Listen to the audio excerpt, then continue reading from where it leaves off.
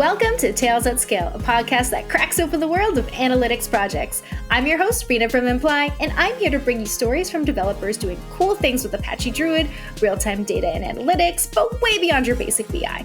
I'm talking about analytics applications that are taking data and insights to a whole new level. And today we are talking to Digital Turbine. They deliver end-to-end products and solutions for mobile operators, device OEMs, and other third parties to help them effectively monetize mobile content. And they're Apache Druid users. Today's guests are from the ad tech side, which you should know by now is a perfect use case for Druid. Joining me from DT today are engineering group manager Lioz Nudel and data architect Alon Edelman. Lioz, Alon, welcome to the show. Hey, nice to be here. So I like to start off every show with like a little bit about your background, how you got to where you are today. So Lioz, do you want to start? Yeah, sure. So I started around 10 years ago, way back in Interactive, 3 acquisitions ago. Currently, we're at DT, Digital Turbine. I started as integration manager and moved to the DevOps area around 8 years ago. And currently, I am the group lead of the DevOps and data group. And I am Alon. I joined 13 years ago as a DBA here. And now I'm a data architect that helps with all the different databases here in DT. Awesome. So can you tell me a little bit about DT, a little bit about Digital Turbine, what you guys do? Yeah, so in one sentence, we can call it a one-stop shop for a publisher, both for the user acquisition side and the app monetization. Basically, me and Alon comes from the edtech side of DT, and we're working on the exchange. We have there around 6 billion requests per hour, which generates around 15 terabytes of data, of raw data. Okay. So this makes sense for the Druid use case, which we're going to talk about today. Between that and ad tech, like that is like kind of the Apache Druid sweet spot, right? Yeah. Amazing. And I know that you guys actually go way back with Apache Druid. When did you first start using it? We actually started at version 0.8. We checked for you. Around 2016. We started with MySQL, which did not scale the way we expected, and we were looking for different solutions. And this is how we got to Druid. So like when I was doing a little bit of my research, I noticed that you have some complex data pipelines with streams coming in from Apache Kafka, you have aggregation with Spark, you have data storage systems. Where does Druid fit in here? So this is actually an escalation of starting with a relational database. So we started with MySQL and we looked for other things, and we are talking about something like 2013, right? It was 10 years ago.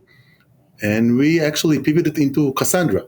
We started to create a lot of aggregations. This is the normal path, right? Create aggregation, predefined aggregation, and reporting over the aggregation. And that was pretty good. It worked for us, but the velocity was not great. Every time we wanted to change something, it took us a lot of time. We have to rebuild the aggregation, do everything from scratch, and it was extremely slow. So this is how we started with Druid. Started something that aggregates the data. We don't really care about the historical raw data. And we started to look for different solutions. And as a customer of MetaMarket, going all the way back.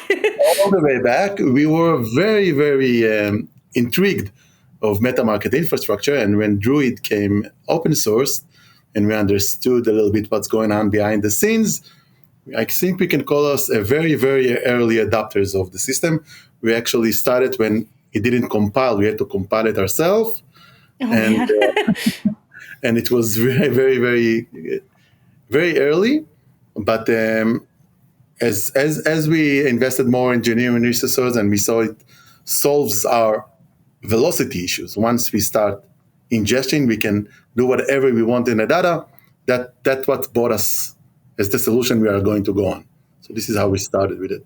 Awesome. And so what aspects of Druid make it a good fit for you today? First of all, the main reason is using an aggregation database, time series database. So this is the main thing that we look for.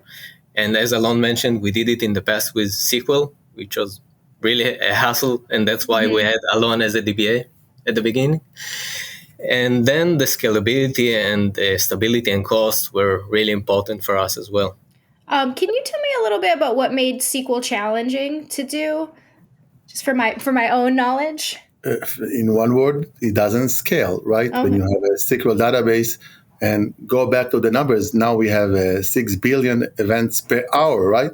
Even ingesting them into MySQL today, it's not possible. And even 10 years ago, when we had less traffic, it was very challenging.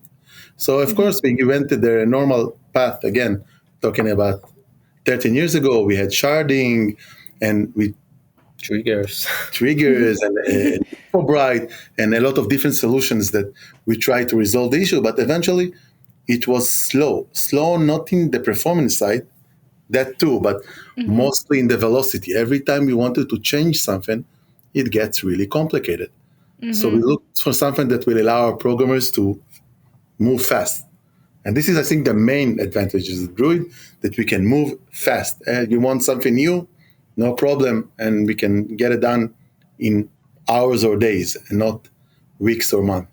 That actually is a really good segue to dive in and talk a little bit about use cases. Like, let's get specific here. Can you share some specific use cases where you're using Apache Druid and what you're using it for? Yeah, so we have two main use cases. The one and biggest one that we started with is, of course, Druid currently is the core of our analytical system. We forked Pivot back then in the past, which was open source. And our engineers implemented our UI over Pivot, and we needed many additional features, and our UI team implemented them for us. This internal fork is being used both by internal and external customers, business customers of us, and it helps analyze all of the massive amounts of data that we have. This is the main reason of using Druid, but currently we are using Druid even for analyzing our cloud computing costs. And, awesome. Yeah, even in the past, we had a blog post with Imply about this area. Oh, very cool. I'll have to go find that one. That must have been before my time, but yeah, no, that's fantastic. Has, Apache Druid improved like performance and scalability of your analytics infrastructure? No, it actually completely replaced it. Before that, we had a lot of analytic systems, and now we just use it as a permission infrastructure. When you have a customer, it can access its own data. Everything is very secure. And when we have an internal system, it just can see all the data. And as an analytic infrastructure, it's very easy to create reports and get all the info over there. So we use it both for the external and internal. No analytics almost at all except Druid. Everything is done in there. Although I should mention, when we talk about Pivot, we did take it back. It's now an Imply product. When it was an open source system. When it was, but just for total transparency on the show, so people are like, let me see if I can find it. Oh yes, no, that is now. Yeah, so today you have Swift or Trinilio there as an open source equivalent. We actually created our own unique usage over it. So it's not really Pivot anymore. It's something very internal and very, very specific for our customers, internally and externally. Oh, actually, can you tell me a little bit more about that? That sounds really interesting. This is also one of the reasons I love open source so much, because sometimes you start with one thing to become something entirely different. We have a lot of features. For example, we have a lot of state machines that change the way that we take dimensions and metrics and according to the usage for the user, to the publisher. Everything changes when you log in. We do some pre-fetching data so it will be faster when you first log in. We have several user limitations on the UI that limits the amount of queries that goes to Druid. For example, if you have two group I's together, we won't open all of the second queries to limit the queries that goes to Druid. Security-wise, we changed everything from a security perspective, so it will be in accordance to our guidelines. I don't know, but there is a lot of behind the scenes. How do we access the Druid, and where do we access which data source? We have some UI implementations that we can drag and drop more, and we have like stop queries in the middle. And over the years, it was like we are talking about 2016. Now we are at 2023, and we have a UI team that works on it. So it keeps evaluating even now. New features are being implemented. I think that's the first big internal feature that the UI team created over Pivot was comparing data ranges, which was still missing in Pivot back then. So I imagine that you use a lot of different technologies depending on what your clients need, what publishers need. What were some key factors you considered when evaluating Apache Druid against other databases or analytic solutions? So again, it was a long time ago, and I mean, I'm taking you back down memory lane. Like I'm like, you're the Druid historian, I'm the company historian. So it's really fun. That makes me feel good that you listened to one of my episodes when I said that. I did listen to the episodes, I think, most of them, if not all of them. So we actually evaluated the three main competitors, even then that they are still the main competitors right now, which are Druid, ClickHouse, and Pinot. So, and the reason we chose Druid is because we did POCs on all of them, and Druid won, both on cost and on performance. We got very good performance and a reduced cost. As part of the edtech community, it really fits into our needs, and it was not really it was, if it was a race, Druid was not the first one, but the only one that reached the finish line. Okay, it's not that we are not using other tools. We do have ClickHouse here and other utilities, but this use case, impression, clicks, bids, auctions, it really wins by a landslide. I mean, that's great. And that's kind of like, that's why I asked the question, because I know companies are using different technologies. It depends on the use case. That's kind of the brilliance of open source, or even, just the real-time data space, right? Obviously, I am a little biased towards Druid, but I like to keep it real on this show. I like to be honest, have transparency. Let's shift gears a little bit. Have you run into any challenges with Druid? And if so, how did you solve them? As we mentioned before, we have a huge scale of data. Even Druid eventually started to become slow for us in our use case. And for solving this issue, we had to scale up, and eventually the cost was pretty high. And then we started to think about an alternative solution. So we monitored our users and their queries, and then we started to create a smaller data sources that each of the data source has less dimensions in it. And then querying the specific data source worked way faster than querying a big data source. Our internal UI team developed over the open source Pivot, of course, a feature to query the right smallest data source that we have with this specific set of dimensions that the user needs, and then it solved the issue. That was one of the biggest implementations and features that we had with the UI team together. Oh, that makes sense. I always talk about petabytes of data in these large data sets, and that might not be what everybody is dealing with in terms of Druid, but you definitely have a lot of data going on. I like that you had so much data that you slowed it down. That's pretty impressive, to be honest. Yeah. We had another major challenge, at least back then. We had to create the whole infra on our own, because there were no official, for example, chef cookbooks or Ansible automations or anything in the community.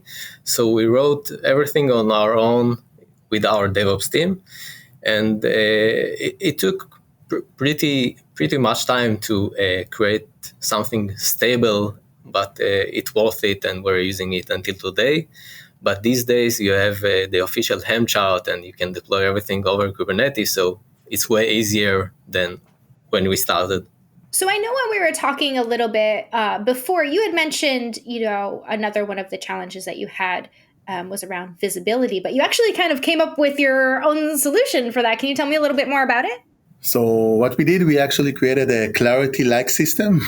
we take all the data and we put it into our own system, which of course is Druid. Kafka.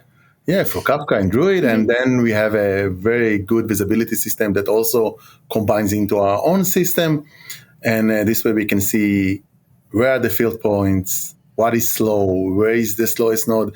We can find problems in the infrastructure, problems in our system, problems in Druid, actually. And that took us to a new, over the years, into a new challenge, which is how do we test configuration changes? How do we test new versions?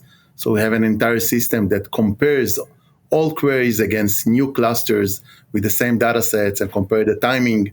We can run it with new variables, with when we change the infrastructure, when we add nodes, when we remove nodes, when we change the segment size, when we change the data sources. Everything is measured in order to obtain a good performance in a reduced cost, always the reduced cost. So this is... Oh my God, that sounds so cool. Because we talk a lot about, in the show, we've talked about, operational visibility and figuring out where there are issues, and you built your whole system and whether to build your whole system, and you built a system off of Druid. If I had known that, I would have had you come on my show for the visibility episode. Okay. Next time, maybe. Next time. I feel like every time I do it, something completely different. Every time I do an episode, I'm coming up with more ideas, like from talking to folks. But that's not the only thing. You actually have you've been doing lookups a little bit differently too, haven't you? Yeah, actually, we started with our internal lookup system after a failure, an incident that we had. Until that point, we managed our lookups manually in the UI of Druid. And it's really sucks because we have around 86, 87 lookups. And it's really a big hassle to check that everything is correct there. So we managed to create a new internal tool. While with coding, we implement the new lookups into Druid. Using the API calls of Druid, we can insert, delete, or edit any of the lookups. Awesome. So right now, everything is in Git and managed by Jenkins. Oh, okay, cool. Our configuration at all is managed by code, but lookup is like something a little bit out of the ordinary.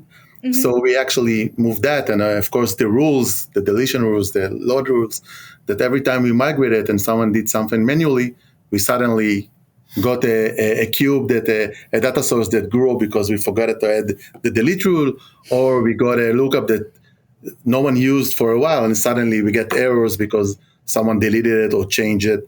So now everything is managed by code and using Druid API, which is amazing. So everything is done by code. Every time something comes up, it's compared and removed and changed. No one touches it manually anymore, which is nice.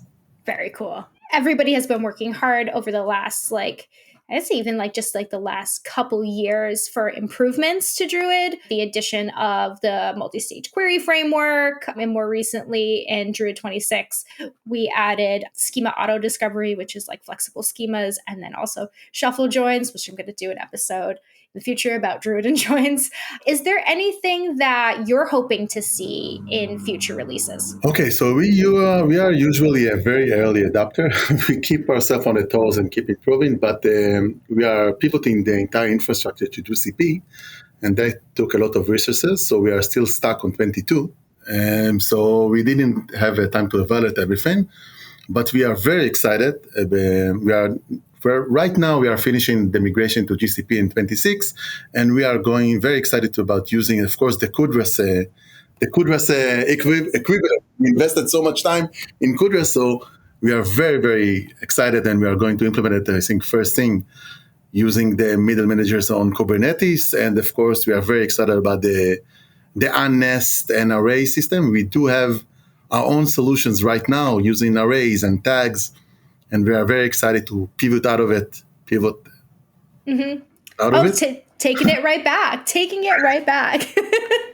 I love a good callback, let me tell you. So that's what we are going to invest time as soon as we are finished the migration. We already tested. We already know that it will give us a better performance with reduced cost. We are very cost oriented here as an ETA company, so we know it will be better. So as soon as we're going to finish the migration, which happened today, so in a week or two, we are going to start moving into the new features. Awesome. I guess by the time this is up, that will already hopefully be happening for you too. It will be amazing. We are very excited about the new features. Awesome. Well, thank you guys for joining the show today. This has been awesome. I always love to hear about how folks are using Druid, especially if you've been around for a while and been using it since early releases, to your point, being the unofficial Druid historian. So, thank you again for joining me on the show today. Thank you. It was a pleasure. All right. If you would like to know more about Apache Druid, please visit druid.apache.org. And if you want to know more about Imply, please visit imply.io. Until next time, keep it real.